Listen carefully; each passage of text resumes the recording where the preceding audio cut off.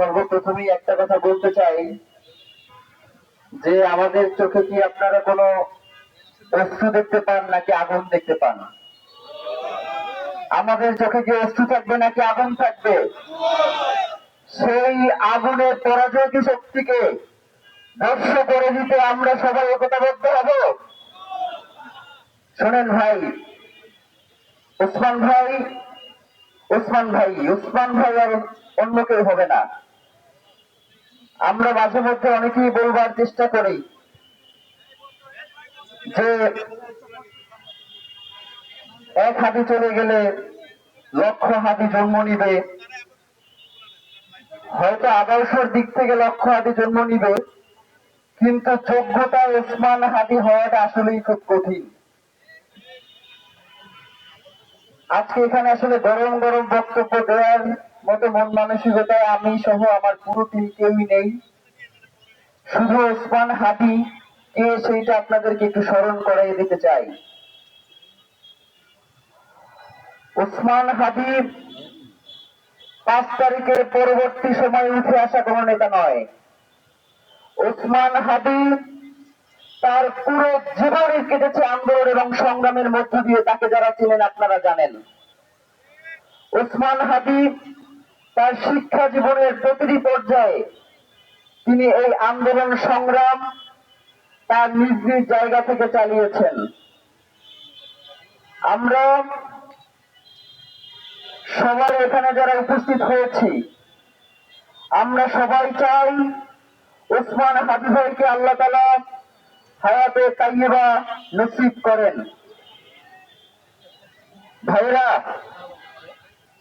ওসমান হাদি ভাই কি তার পরিবারের জন্য কিছু করেছেন? ওসমান হাদি ভাই কি তার নিজের জন্য কিছু করেছেন? ওসমান হাদি ভাই সবসময় বলতো বাংলাদেশের স্বাধীনতা এবং সার্বভৌমত্বের কথা। ওসমান হাদি ভাইয়ের কণ্ঠে আমরা সবসময় ইনসাফের কথা শুনতে পাইতাম। অনেকেই ওসমান হাদি ভাইকে বিভিন্ন ভাবে পট্টি করার চেষ্টা করেন যার যার জায়গা থেকে। এখন সাথে ওসমান হাদি যেভাবে বাংলাদেশের আপামর জনসাধারণের নেতা হয়ে উঠছেন, ঠিক তেমনি ভাবে ওসমান হাদি তার পরিবারের কতটা খেয়াল রাখেন আপনারা হয়তো কেউ জানেন না। আপনাদেরকে দুইটা ঘটনা বলি।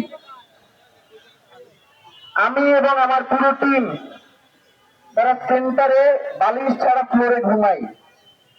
সেন্টারে 2টা অথবা 3টা বালিশ আছে। তো একদিন আমরা বালিশ ছাড়া ঘুমিয়ে আছি। ওসমান ভাই রাতে অল্প কিছুক্ষণ সময় ঘুমান, তো জোর করেই তার মাথার নিচে বালিশটা দিয়ে আসছি। সকালবেলা উঠে দেখি যে আমার মাথার নিচে বালিশ, ওসমান ভাই আমার পাশে ফ্লোরে ঘুমিয়ে আছেন, তার মাথার নিচে কিছু নাই। গত পরশুদিন বাসায় যাচ্ছিলাম, তার আগে ওয়াশরুমে এক বালতি জামা কাপড় ভিজিয়ে রেখেছি, ধোয়ার সময় পাই নাই। আধা ঘন্টা ধরে ওসমান ভাই ওয়াশরুম থেকে বের হচ্ছে না, নক করতেছে বাইরে থেকে, ভাই কি অবস্থা? আমার সেই সমস্ত জামা কাপড় সেই ওসমান হাদি ধুয়ে পরে দেখি যে সে শুকাতে নিয়ে যাচ্ছে।